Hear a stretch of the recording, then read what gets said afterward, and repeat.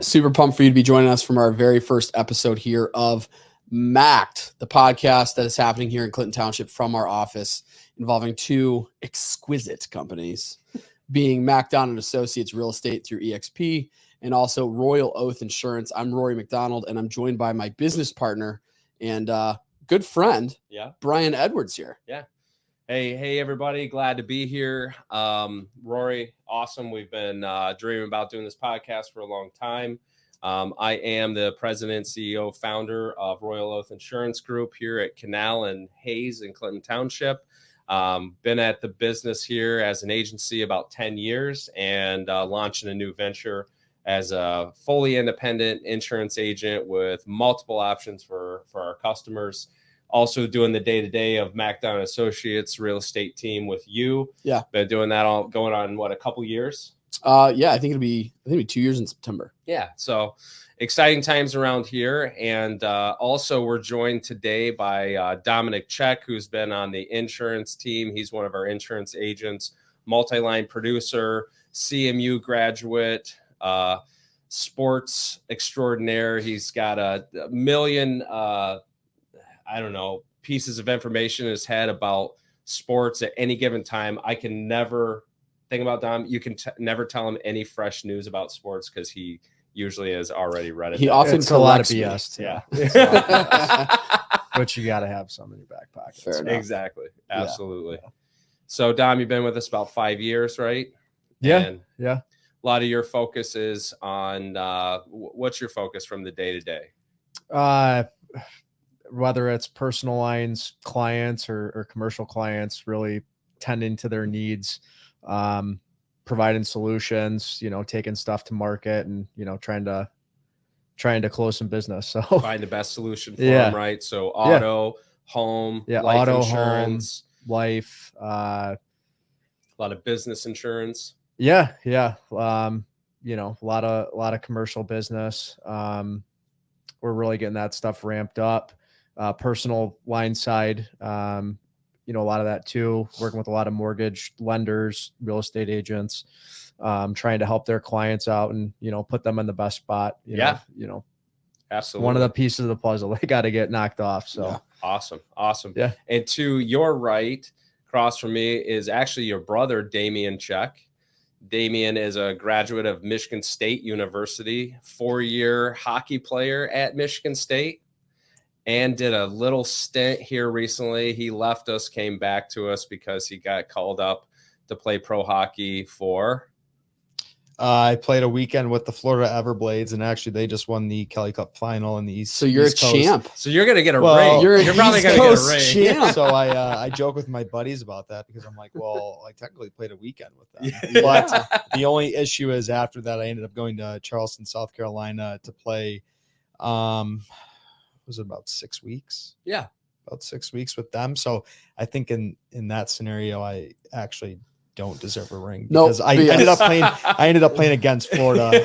You are a champion. How'd you guys do against Florida? Not great. Yeah. But we were coming off a long bus ride and that makes things tough. And they are a championship team. Yeah. And South Carolina wasn't. So. Right. Well, the cool thing was, I downloaded this app, and I think I probably still need to cancel it, but $30 a month. Yeah, $30 a month, right? Probably. So I would go home on the weekends, and we would sit around, my neighbors and we watched Dame play. It was actually pretty exciting. The funny thing is, I never knew what he was actually saying because they weren't mic'd up, but somehow every game there was a major fight that broke out right around you, and somehow you slid out of it and just let the guys fight. That's like a specialty. Being a smaller, I guess when I say smaller, I'm not 6'3" on the ice, so I really got to watch out in situations like that because I don't need my face caved in, especially when I'm coming back to work. I wasn't. And you have a pretty face, so that helps. Yeah. So he is single, ladies, just in case. Usually I was pretty good at starting it, and then I was the first one out to be like, yeah, I'm someone else has got to take over here. So, so master pot stirrer. oh yeah, I took Yeah. pride in that. It Yeah, was, you do that a little bit in the office too, which is awesome. Yeah, and then next thing I know, I'm not around, and 3 other people are arguing. So someone's got to do it. Someone's got to keep things lively around here. Yeah. So what's your focus in the office, Dame? So essentially, I'm going to piggyback off Dom. Same thing, personal lines, just helping out the clients, getting referral partners, whether that be mortgage, dealerships, realtors, anybody that can help send you potential clients is a big thing. Again, piggybacking off Dom, I don't want to say everything he said, but essentially everything that he's done. I'm working on my life insurance license, still need to get that. But other than that, basically the same thing he does here. Yeah. And so if it's fair to say if somebody has something to insure, we probably have a market for it, right? Auto, home, life insurance, especially this summer, toys. We're going to get into travel in this episode, talking about that. But a lot of people have taken boats out. A lot of people, jet skis, campers, all those kind of things. We have markets for it. Something you guys deal with on a day-to-day basis. So exciting, guys. Welcome. This is a lot of fun. We've been dreaming about this for a minute. Rory, why don't you get into a little bit of why we started this in the first place? Yeah. So it all started with a dream. We were sitting in the office. It was all a dream. Oh, sorry. We were sitting in the office. There. Can we roll it? We were sitting. Ethan's here. He's produced our podcast. Could you maybe throw in Biggie Smalls during that for me? Yeah. Make me sound just a little better. Just got to make sure YouTube is okay with it. Yeah. Yeah. No, we were sitting in the office one day, and we always, reality is when you surround yourself with people who are doing business and who are interacting with people on a consistent basis that they enjoy doing business with, you have really good conversations, whether that's a loan officer, you and I having a conversation, I'm real estate, you're revolving around the insurance side of things, or a local business owner, or you could go down the list, right? An investor. But one of the things that we really started to notice is the more we had these conversations, the more we learned. Yeah. And the more we learned, we were able to use that information as a means of better providing information, tactics of how to approach certain situations from an insurance perspective or a real estate perspective. Yeah. And we wanted to take all this information, throw it together, and be able to provide it for you guys that are here watching in a way that's digestible, but also in a way that you can take and use practically in your everyday life. So that's the point of this podcast. So some of the things that you can expect on here, it's always gonna be fun. We're always gonna have good conversations because that's just who we are. We enjoy having fun conversation. We're going to talk sports. We got 2 hockey players. Brian played baseball growing up and still super into it. Big Tigers fan. Yeah. I played football and I have 31 favorite teams. Who don't you like? Oh, the Lions. Oh, yeah. Okay. Yeah. The worst of the worst. I didn't know that. I haven't heard you say it a million times. Yeah. So anyways, you're wearing their colors, just so you know. It's going to be it's going to be a big day when Rory misses the parade because he's not invited. I know. I get we've been doing this since the 50s. Yeah, the parade, right? Yeah. He won't be there. He won't be invited. The Thanksgiving Day parade. Yeah. So, no, I'm really excited for what this is going to be. So, something that if you guys are watching this, ways that you can potentially interact with what it is that's happening here, topics that you would love to have covered. There's topics that you want to have covered within this podcast.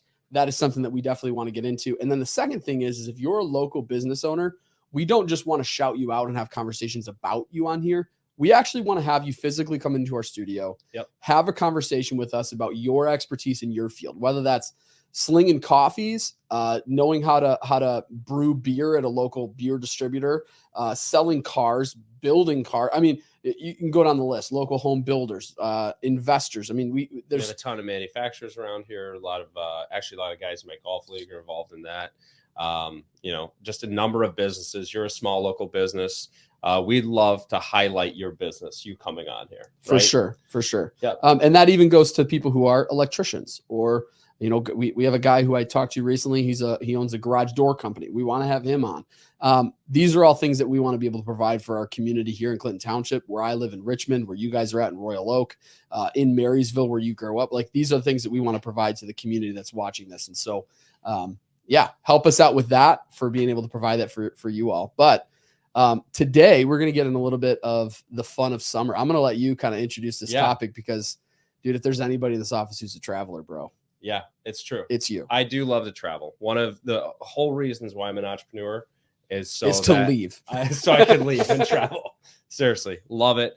And while I'm going to tell a story recently, a fun story about me traveling with family. While I'm doing that, if you guys think about if you were to recommend somebody outside, never been to Michigan, right? Because today's, by the way, first day of summer, right? Yep. 21st of June. And it's going to be 20 or 98 degrees out. Yeah. There's a band named after today's temperature. Yeah. The boy band. Yeah. You never heard of them? Yeah, I have. Yeah. Could you sing a little bit? I just know that they exist. Yeah. I don't know any of their songs. I'm sure. I saw their posters in your office, but only one poster signed by the entire band. And it's 7 foot tall. So anyway, if you were to describe Michigan to people, because I get all the time, because I grew up in Indiana, I've lived in 5 states in my life.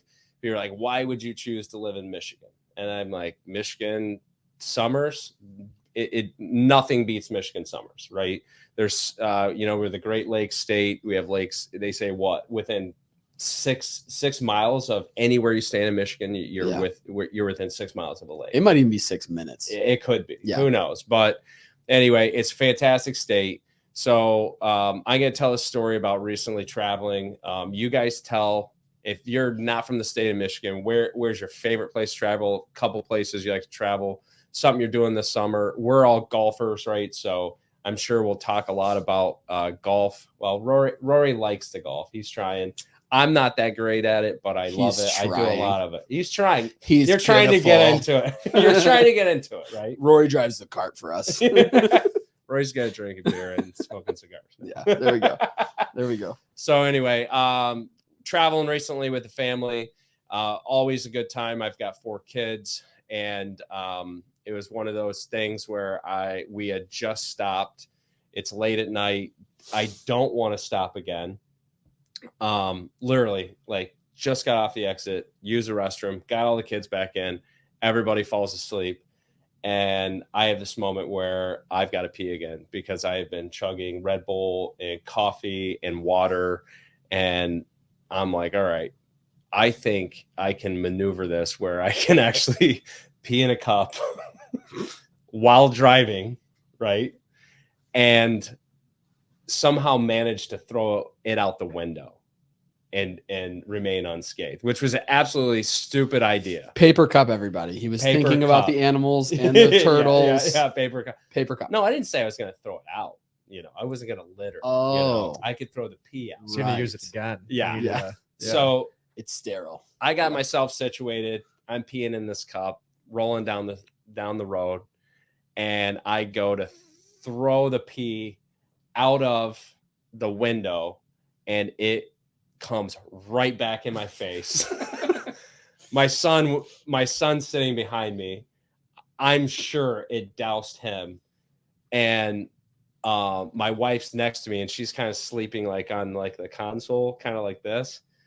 And I'm freaking out because I'm like, holy crap, I got pee all over my face right now. I'm laughing at myself, but I'm also like, Liz, I was like, please wake up. And I was like, please give me the hand sanitizer. And I have this like aerosol spray sanitizer.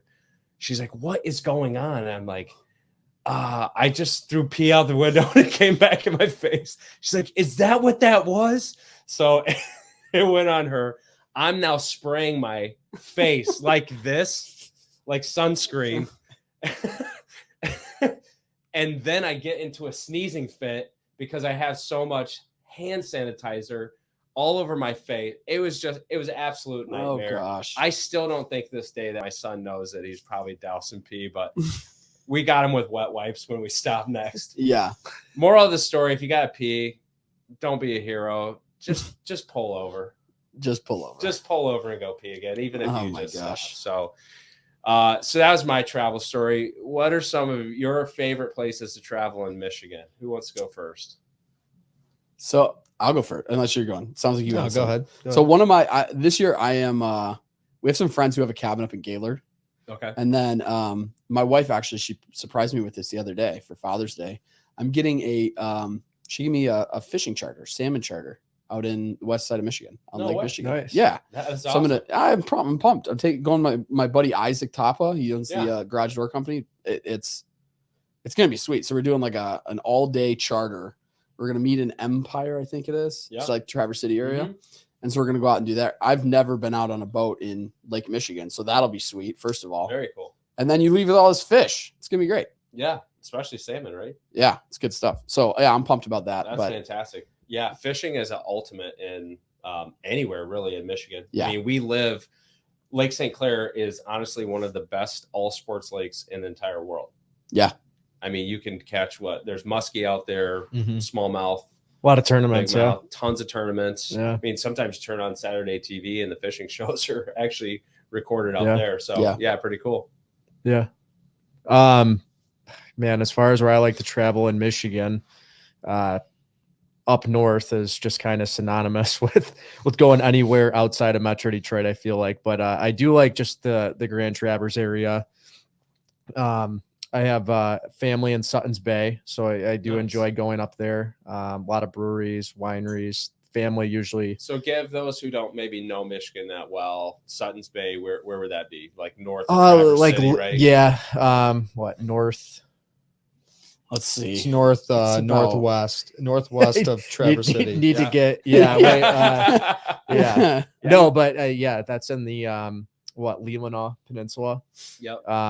So it's up there, but I mean, luckily, as soon as you get out of Metro Detroit, I mean, it's really just taking 75 to Gaylord and finding your way up into that area. So it's not I wouldn't say it's too difficult to get up there, but that's where I usually at least go. What do you guys do up there? Go to some of the wineries? Do you? Yeah, we hang out on the water. Yeah, we really like. My aunt and uncle do have a boat, so we do go out in the bay. Might tinker around in Lake Michigan, but usually stay around the bay. We really enjoy going to Bluestone Winery. We Mhm. usually, do that annually. It's a really nice winery, like modern building that they have out there. So we'll usually go up there for a day. Really like to hit Hop Lot. I'm sure some people are familiar with Oh yeah. and that keeps expanding. Hop Lot. It Okay. is a brewery, and they actually have a massive outdoor section with bags.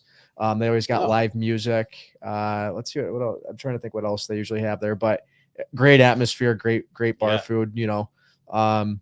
So yeah, I mean, we usually do that at least once a year. But besides that, just the golf. I mean, there's too many courses to really name, but Oh yeah. I love getting up there, the pace of play up there, and just beautiful courses. The Yeah. scenery is. The greens are a breathtaking. little bit different up there, right? I feel like everywhere is a little bit, a little bit different. But you can putt uphill. yeah, they're rolling at a 10 sometimes, Yeah, and then exactly, the wind. yeah. You Yeah. know, Oh yeah. playing a Is little it- bit of mountain golf. Is it Acadia Bluffs that's up there too that you guys Yeah. really love? Yeah. Arcadia. Yeah. It's Arcadia. Awesome. Arcadia Yeah. Bluffs. Yeah. Okay. Yeah. Yeah, that's a premier course in Michigan. You have Really? to play if you can. In fact, I just looked at booking something for August, and they only have twilight left, which is after like 4:00. If you want to get out there, it doesn't matter if it's a Monday or a Saturday, you have to book probably by the beginning of May. Wow. Or you're not getting on the course. They have two courses there. They have the one that is actually some of the holes are on Lake Michigan. Tons of undulation, tons of it's a beautiful scenery. The clubhouse is amazing, but then across the street to accommodate some of these weekend trips and stuff, they actually built a south course, which is if you're into golf, it's a linked style play. It's totally different style play than having like more of kind of like the mountain type views or whatever. So Gotcha. really, actually, that's a tough course. Really? Probably one of the toughest courses I've ever played. So yeah, All right. but it's fun. So good spot to choose there, Dom. I agree with you. There's a million things to do. Not to mention the like amount of agriculture that Michigan has, which then feeds into these breweries, feeds Yeah, into the wineries. You know, I just don't think that people, if you're not from Michigan, you're not familiar with that. But that's been a major tourist thing. Yeah. So Yeah. What about you, Dame? You know, I do love the Traverse City area. Again, like Dom said, like it's we spend, you know, some good time up there.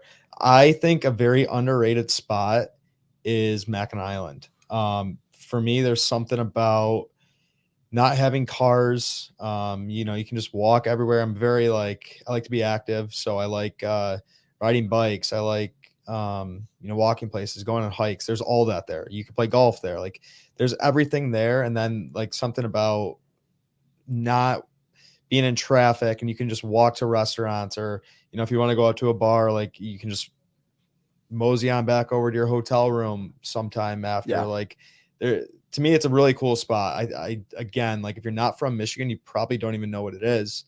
And it's a very unique spot to be at. And I think, you know, between that, the Traverse City area, some places on the east side, like it's all a very cool area. But I do love the Mackin Island. Yeah. Well, so to set it up, right? So you drive to Mackinaw City, right? Yep. And then you have to take a ferry across, because there's, like you said, there's no motorized vehicles allowed on the island. Correct. The only motorized vehicles are, they have like an I think they have an ambulance and a ambulance. fire truck. Yeah. Right. So Yeah. outside of that, it's horses, carriages. They're famous for their fudge, right? Oh, yeah. Mackinac Island fudge. You have to get that if you go there. There's an airport. There is an airport. There's actually a golf course, and the airport is on the, I don't know what side of the island that is, maybe north side, whatever. I think it's opposite of where everything is happening. Correct. So it might be the north yeah. side. You actually can see planes land as you're on one of the holes. On the Jewel is the golf course that's there. It's kind of a cool setup, because if you golf all 18, you start on the front side, and then you have to take a carriage back. They take your clubs, and they give you like a box lunch to eat while you go 20 minutes back in the woods to that side of the island, which is where the airport is, and the other 9 of the golf course. And it's absolutely gorgeous. And some of that overlooks the lake as well. Yeah. And there's some cool, like, because you get to the front part of the island, and there's obviously a majority of the stuff is there, but there's a lot of restaurants on like the backside as well that like you horse and buggy back there 20 minutes, and then you're like, where am I? Next thing you know, you're at like a restaurant, and it's really cool. It's back in the woods, and there's a few like that are really unique. For sure. Yeah. Mackinac Island is one of those places I always love. You take the kids there. There's always stuff to do for kids. Awesome spot if you're a single guy, single girl going over there, and you're going with some friends, or, you know, I know people have gone to Mackinac Island strictly just on a honeymoon. Like it is the all encompassing, what do you want to do space. And then the last time that we went up, we haven't been in a long time, because I've got a 3-year-old and a 5-year-old. And if you ever try camping with your kids, it is the worst. The whole campground is awake. But there's a campground in Mackinaw City called Mackinaw Mill Campground. So if you go up, you're going up towards the bridge. I don't know the name of the road that you come to. It's like M29 or something like that. But just before you get to the bridge, you turn off on this road, you follow it around, and eventually you get to the point where you come to this campground called Mackinaw Mill Campground. You drive all the way up, in their spaces for camping, for putting a tent down, are right on the water. Like you're on, I think it's Lake Huron. You're on Lake Huron. You can see the Mackinac Bridge. You can see Mackinac Island, a sweet spot. But if I'm being 100% honest, if we ever take the kids up there, I am 100% Airbnb. I am never, I am not putting my kids in a tent ever again. It was the worst experience of my whole life. Oh yeah, you have to. Yeah. You have to. So I would agree with you. And also another spot that I think would be fantastic, which I think goes into the Airbnb thing, is one of my favorite spots is Grand Haven. Yeah. That's on the west side of the state. Okay. So people from Illinois, people from Indiana, they hit that spot a lot. One of the nicest beaches, I would say, out there. They have a Coast Guard festival every year. But again, one of those places that if you're going to stay, they do have a campground, but it's actually right on the beach.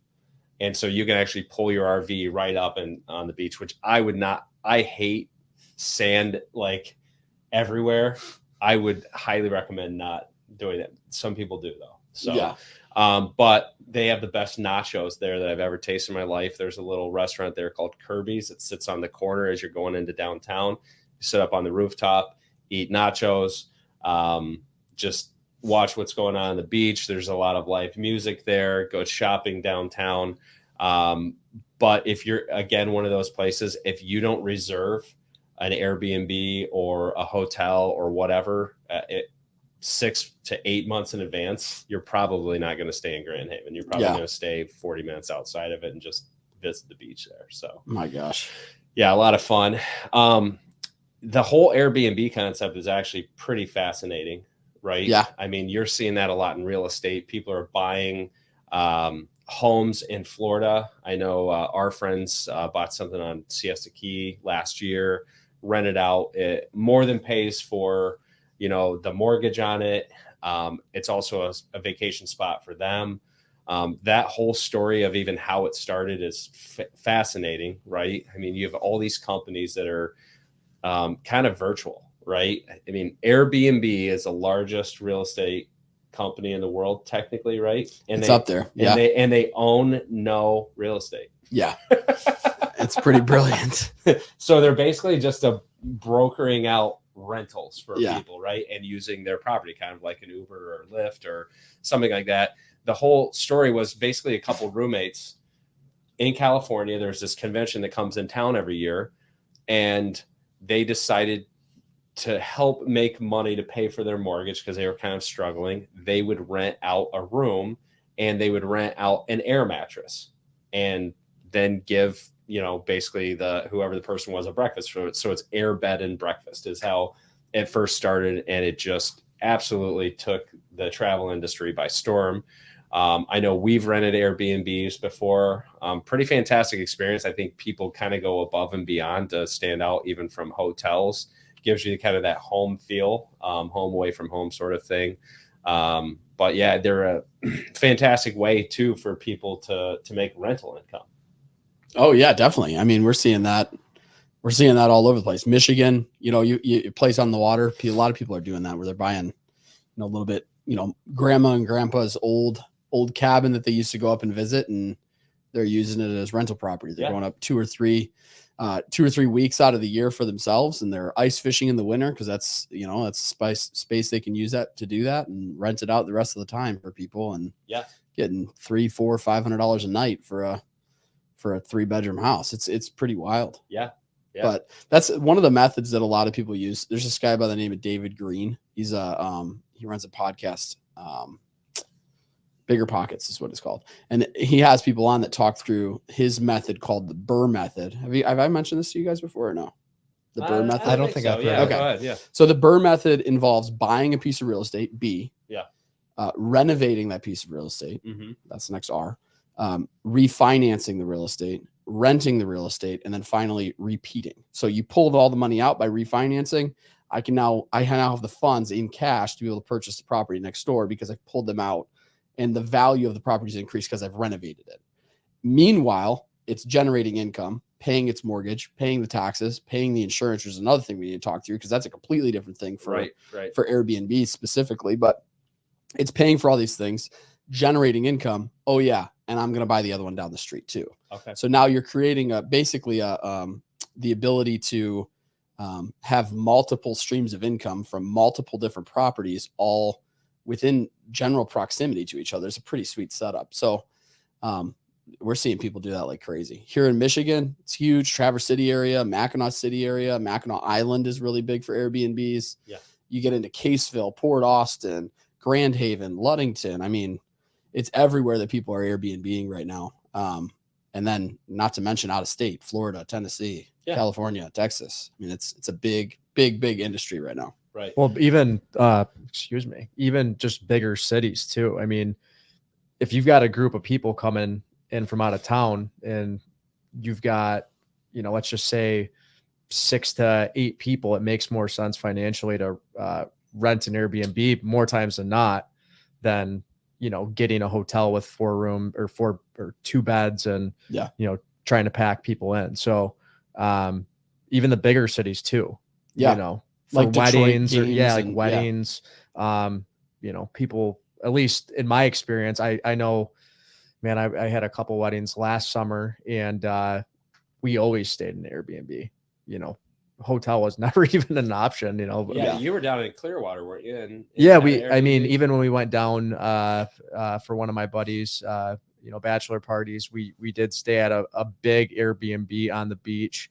kind of case in point. If you can get something on the water, right, there's a good chance you're going to be able to rent it out, no issues, whatsoever. Sure. But yeah, even just in the city, I was in Grand Rapids.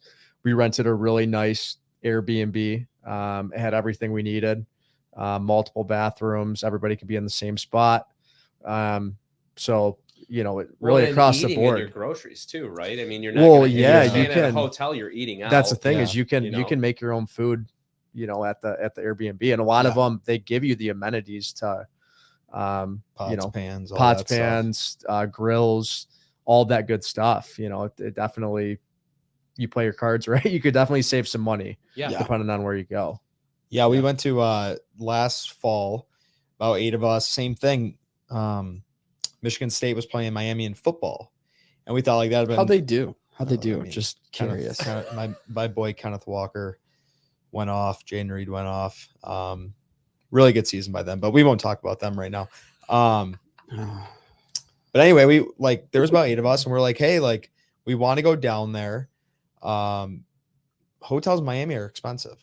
And we're like, if we want to go down and play a little golf, like let's try to find something that, first off, a lot of us haven't seen each other in a while, that we're not just packed in hotel rooms and, 4 go here, 4 go here, and then you never see each other. We're like, well, let's find a Airbnb. And we were able to find one in Miami. Obviously it roomed 8 people. There was 2 bathrooms, kitchen, living room. It worked out great. It really did. And it was way cheaper. I think it was only like maybe $400 a guy, $300 a guy, which to get a place like that, it's essentially a condo, right, in that city. Like it's way cheaper. And then same thing happened 2 weeks ago. We were out in Buffalo. We did a golf trip, kind of the same group of guys, and we didn't even think to get a hotel. It was like, hey, we'll get an Airbnb right on Lake Erie. We'll be able to house everyone, cook food, all sit together in a living room. If you're in a hotel, you can't do that. Yeah, exactly. Yeah. You're all, whether you're playing cards or whatnot, you're all together. It's way cheaper. And I honestly think Airbnb is really the way to go, at least with a big group. Sure. For sure. Absolutely. Yeah. Great opportunity for investment, right? For people to make some money there. Which I want you to talk here in a few minutes, kind of about the housing market, what you see there, maybe for some investors, if it's the right time to buy right now or not. I'm hearing conflicting information.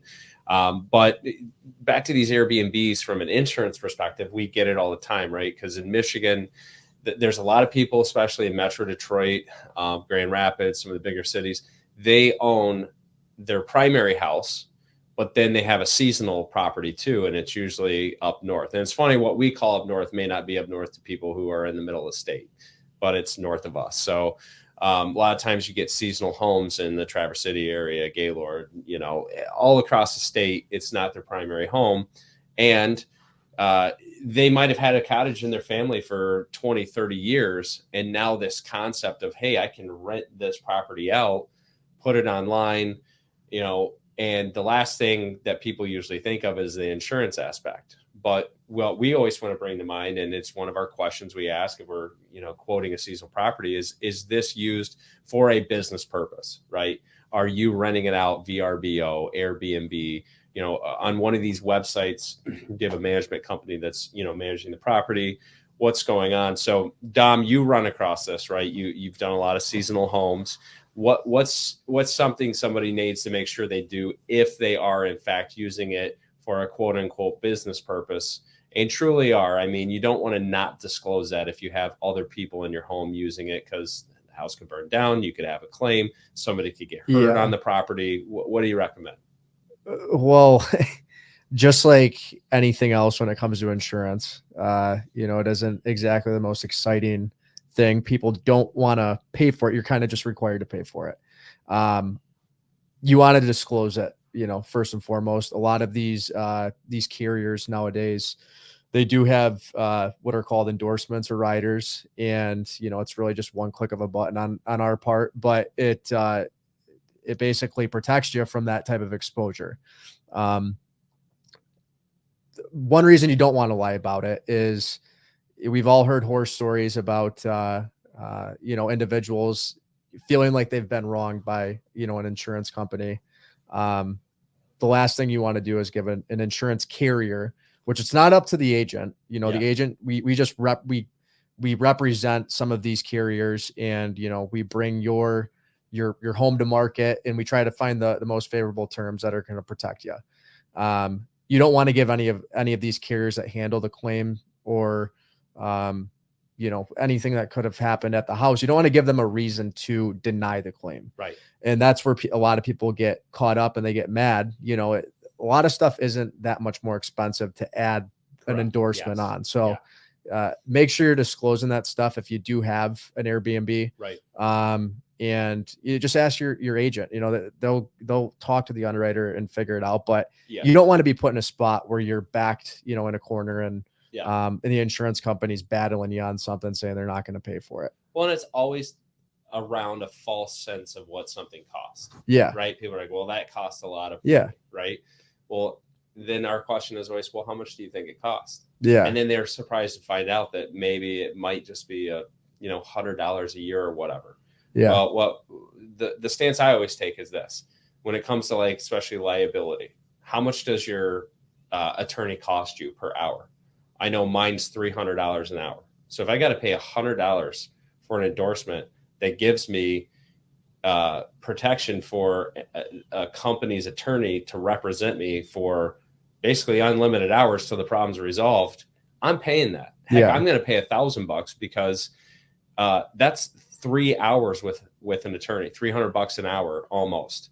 It's just better to just write the small check to the carrier and let them write the big checks to protect you. So, it's people just get weird, and I get this because I buy insurance myself, and people get like, oh, well, I don't know if I should do that or whatever, but you really just want to avoid those major catastrophic events, and stuff doesn't cost as much as you think it does. And it's better just to find out and just be straightforward with it. So, and if you do have, a seasonal home and you've got 2 homes, maybe you've got a few other homes, we're in the business of making sure that, we are protecting your asset column. Those little amounts of money or those little riders, it's always in comparison to what, is the extra $30 to add it on per year really that big of a deal? Right. For the someone amount saying their one night's going to pay for that itself. Right. Yeah. So, but it's a brand new thing, and that's why we bring it up. Airbnb it's a newer concept, and and insurance is always behind with stuff, but there are carriers that are bringing it. They understand that there's a need for it, and they're covering it because the innovation happens in the market, right? And then the insurance companies have to adjust to, well, how do we do that? Happens in real estate too, right? Someone comes up with this concept and you're like, okay, well, how do we adjust to this evolving and new different kind of market, and how do we approach it? And especially with insurance, it's like, well, we basically companies invent new ways to get sued. So the carriers have to turn around and go, all right, how do we cover this properly? And how do we come up with a product? And how do we get this tight as can be with our attorneys to make sure that we can protect customers from these kind of exposure? You can insure almost anything, right? And most people don't think that every activity that you do usually has some insurance or legality involved in it. Even golfing, right? If I golf and I hit somebody in the head with a golf ball and they go to the hospital and they sue me, most people don't know your homeowner's insurance, your liability is for on premise, but it's also follows you off premise as well. So there's all of those kind of things. Yeah, insurance can be boring to a lot of people, but what we find out is once we start educating and talking to people about this stuff, and we're like, and here's what we hear. I never thought about that. right? It's not a scare tactic. It's not just like, you have to decide what your risk is and then how you're going to protect yourself. So for sure. Which is, this is part of the reason why I love the idea of doing this. This is exactly the idea that I was talking about before. Like, I never would have, I mean, first of all, I'm not a golfer, right? You guys know that, but I never would have thought that my homeowner's insurance or my renter's policy would have covered me in anything like that. And it's little conversations like this, us having it in front of a camera and with a microphone in front of our face, that now we give other people the opportunity to know, hey, we want you to know you're covered in these ways, as well as we're also coming from a standpoint of not just people who are owning and running insurance companies and writing policies for businesses and selling homes to people and stuff like. We're also people with the intent of investing in these markets as well. We want to go out and we want to own Airbnbs. We want to go out, we travel, we go to these Airbnbs. We want to know what our coverage is from that perspective of a consumer, not just somebody who's giving that product, but also an investor too. Sure. Yeah, absolutely. So speaking of that and transitioning like to the housing market now, because there are people that are going to listen to this, they are investors. We are investors. We have a lot of friends that have properties, have a lot of clients that have properties. You know, I know myself personally, I'm kind of waiting for the right opportunity, the right investment to come along, because I personally like to be on the other side of the Airbnb transaction, which is I'm the one making the money off of people staying at my property, right? So what is the market like? Where is it going? What's some advice you have for A, home buyers, B, investors? You know, is it time to sit on the sidelines right now? Should people just kind of stack cash and kind of, you know, are things going to go back to 2008 and everything's just going to fall apart? And then people that are flush with cash are just going to pick up all of these, you know, homes that are on the market? Or are we just going to see kind of like, is it going to spike up? I watched something yesterday. I forget who it was, but they said, you have to buy right now for the next 5 years. It's never going to be any cheaper than it's going to be. And then on the other side, I hear, you know, so-called experts saying, oh, that, you know, it's all going to hell in a handbasket. And, you know, you just wait and you'll have an opportunity. So what is you spent, you know, 4 or 5 years in real estate now, sold a lot of homes, you've had a lot of success, Rory. You're someone who's always reading, always kind of seeing what's going on with the market. You talk to a lot of professionals. What is your professional opinion on it? Well, my professional opinion, this is a direct quote from somebody who gave me this. You guys ready for this? Yeah. What's the market like? It's unbelievable. It could be unbelievably crappy or unbelievably wonderful. Nobody knows, but it's unbelievable. So this is best way that I can describe this. Nobody has a clue. Why are you having such mixed ideas on all this? Nobody has a clue. James Tavegia, who's a really good friend of ours, he is one of the top 500 producers here in the United States over at Caliber Home Loans as a loan officer, has a team that does over, I think it's over 100 million a year. It's unbelievable how much business he does. He said he read a quote from somebody who is super involved with the interest rates and stuff like that here in the States. And he said that we still have not seen the lowest interest rates here in the United States. Historically, they will get lower than the 2.5, 2.4, 2.3% that we saw during 2020, 2021. Yeah. So they will get better. In terms of the market right now, the biggest reason why things are crazy is there is just no houses on the market, man. We don't have any. It's really frustrating. You go into a neighborhood and you go back 5 years ago, you'd have 7, 8, 9 houses, depending on the size of the neighborhood. For every 100 homes, you'd have probably about between 5 and 7 houses on the market or pending. Yeah. Right now we have maybe 1 or 2. Okay. So right now the biggest thing that we're seeing is prices continuing to go up, even with interest rates being up. So you're paying more for the house because it's more expensive. You got to pay more. You got to outbid somebody. Right. And it's going to be higher because you have a higher interest rate. Your payment's going to go up. It's just one of those things that we're not going to be able to avoid, though. Yeah. That's how it is. And until we see a shift in the market. Like some people have to move because of a job. Yeah. Some people have to move because they had another child, right? There's always going to be people moving, right? Mm-hmm. And so you can't be like, oh, okay, well, sorry, I can't move. Right. So you're going to have to buy a home, but you'll probably, if you're selling a home, you'll probably get more for yours either. For sure. I think if I'm marry the house, date the rate. Yeah. Right. Right. If the house makes sense. If it fits your family, it fits your needs, what it is that you're looking for. Don't deviate. I posted something on my Tuesdays with Rory thing just today. Actually, one of the things that I say to people is don't be non-negotiable on your non-negotiables. Yeah. You know, if you need 4 bedrooms, don't get a 3-bedroom house. Right. If you need to have a pole barn, don't not get a pole barn, or at least the ability to build one. Right. That's the biggest thing that's a frustration in the market right now is people are going, well, I need a house really bad. So I guess this 2-bedroom house would be perfect for my 5 kids and my husband and I, you know what I mean? And our dog, right. And it's 1,100 square feet in Royal Oak, and we don't have a plate. We got to share a bathroom because we only have one. That's the thing that's so hard in the market right now that people are getting frustrated with. Yeah. I think in the next 18 months, we're going to see a shift happen from a heavy seller's market right now. Okay. Supply super low, demand super high for a buyer. Mm-hmm. You got to buy high. You got to have higher interest rates. You got to have high everything, right? Shifting to more of a balanced market where, the supply matches the number of purchasers. Okay. That's what I'm picturing happening. And when that happens, what we'll see is housing prices will begin to come down. You'll start to see more price drops instead of, oh my gosh, that house is listed at 400 and sold at 475. You're going to see the houses listed at 400 that are selling at 380. Okay. And not having to have all these crazy appraisal guarantees. Just to kind of balance things out, because everything has been a little bit elevated, a little bit spiked, right? Yes. And it's again, coming back to it, the reason for that is all not revolving around the rates, not revolving around, the crashes. Has nothing to do with that. Supply is super low. Yeah. It's just reality. When the supply is really low, the prices go up.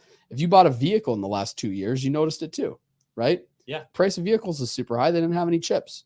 Yeah, but it's all, like you said, it's balanced. So, I had a vehicle that I just kept having troubles with, and I'm like, I'm getting rid of this. Well, when I had checked on kind of my trade-in price 6 months prior to that, I actually was going to lose money on my vehicle. Well, I got a check at closing for it because the market for used vehicles was so high because of this chip shortage, things like that. So there's always 2 sides to it too, right? You might get more for your house, but you might be paying a little bit more for the other one.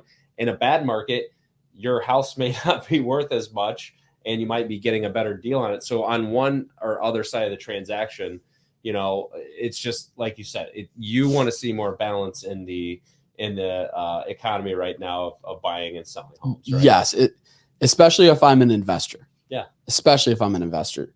If I'm somebody who's new, who, maybe I'm renting right now and I'm thinking about potentially purchasing and I don't necessarily need to purchase. Yeah. I would wait. Okay. I would wait. Hey, that's great advice. Yeah. Okay. If you're a family and you're like, dang, our rent is going up from $1,700 a month to $2,200 a month, and we're having another child and go down the list of the things of adding to a family. Yeah. Okay. Your payment might be more for 2 years, but you're going to meet the needs for your family. You're going to have a place for your kids to do homework. You know what I mean? Like the situation differentiates for everybody. Yeah. But the biggest thing is meeting your needs first, and then determining whether that means buying or if that means renting for the time being. Yeah.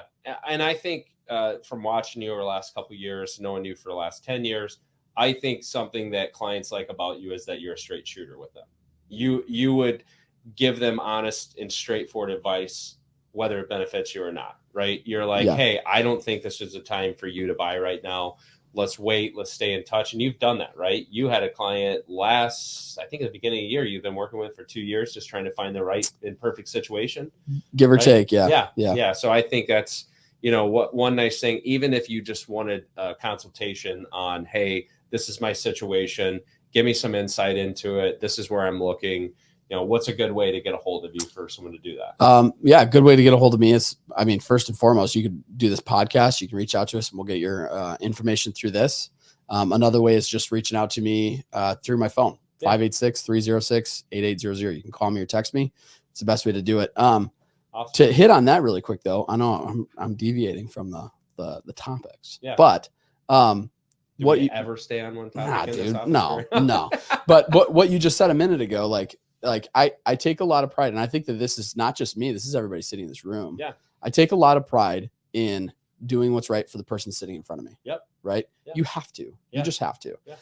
Especially in a world of sales where Yeah. not everybody's doing that, Correct. right? I run into real estate agents. You Yeah. guys run into them too. Loan officers, go down the list of people who literally just take care about the one sale that's sitting in front of them, the one closing that's sitting in front of them, and not the lifetime of this client, Exactly. the lifetime ability to take care of somebody's family.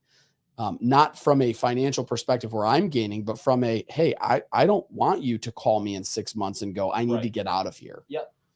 That's a scary thing to think through. No, I agree. It's really about those long-term relationships, right? Just taking care of people, doing the right thing. Same thing with, including business owners on here. We try and surround ourselves with people who are like-minded and do business in the same way. The money will come, as you take care of people and as you build relationships and as you put yourself out there and do the right thing, it will come. And all of us at different times in this business, if you're in sales, you'll always be tempted to do shortcuts. You'll always be tempted to, not do the right thing or play in the gray or whatever it is. But ultimately, we found the best principle is just take care of people. Yeah. Do what's right for them, and sometimes doing the right thing for them is actually challenging them a bit, right? Educating them, pushing them towards what they think, maybe against what they think they need to do. Yeah. But ultimately, especially in our world, we talked a lot about covering people property. People want to cut corners and price and this and that or whatever. It's just doing the right thing every time for the customer. So, good. Yeah. Very good. It's good stuff. Guys, any thoughts on that housing market? I know you guys recently moved. You chose to, you guys are mid-20s. You're still kind of figuring out where you want to live, but right now, where you're at's a good spot. You rent. Yeah, I think it goes back to what Rory said. It's got to be right time and place. Like you said, we are in our mid-20s, and we don't have any kids. None of us have any kids, by the way. But our situation's different than both of you guys. You've got 4 kids. You've got 3. Correct. Yeah. Don't add any right now. Yeah. Don't add any right now. But, everybody's different. And that's kind of, you can't, especially with real estate, right, Rory, you can't get, I don't know what the phrase that I'm looking for, but, I think in your particular situation, you had planned out kind of where I planned where I wanted to be, but like you don't just buy, right? You don't just buy a house to just buy a house because in 6 months, that's you might want to get out of it, kind of back to your point. So, you don't want to get trigger happy with, whatever comes around, make sure whatever you're going to do makes sense for you and your family, and don't settle. Yeah, exactly. Yeah. So we'll kind of end on this, but you guys are in a new place. You have some new roommates, some old hockey guys that you played with or living with you. How's your new housing situation going? You can disclose if you want to where you live or where you. No, we won't. Yeah. Okay. No, we're not. I'm not going to put my address. Metro Detroit. Yeah. If you could put it at the bottom of the screen, Ethan. Where their address and phone number, social security. It's credit card number. Yeah. Appreciate it. Thank you. No, it's been good. For me, kind of going back, I graduated college at 24. I played junior hockey, so I went in a couple of years later. So once I got out of college, I was a little bit older anyway. Yeah. So I've only been out for a little bit, and I was not in a position to buy a house. So I was okay. I was like, all right, well, need to find a place. I love the Royal Oak area. Dom's been there, I think 4 years now, 3 years now. Yeah, 4 years, something like that. I don't know, maybe. So it kind of worked. Giving away where we live. Yeah, just kidding. No, 1, 2, 3. Literally at the beginning of the show, he said these guys live in Royal Oak. I did. Okay. Yeah. So we won't give our exact address. We can edit that. out. Yeah. 37142. Well, and it's even not even position, but do you want the responsibility of owning a house, right? Do you want to do all the things that? I think that's where it comes back to both of us. Like, I love I mean, like come cut mine, dude. Yeah. Well, yeah, we do our own yard work, but I think it does kind of go back to, we don't have a family. We don't. Yeah. We're kind of in the same boat as a lot of kids, I think, our age. But I mean, we've been through a couple transitions, and, when the time's right, it's right, but we're entrepreneurs here. So, at least my money hasn't been going towards purchasing a property yet. So, what you guys are doing is smart. Some of you guys are all splitting the rent, living together, having a good time. We don't know where we want to live. We don't know where we want to. Well, that's the thing too, is being younger as well. Like the Royal Oak, Metro Detroit area, I guess. There's a lot more younger people there. Yeah.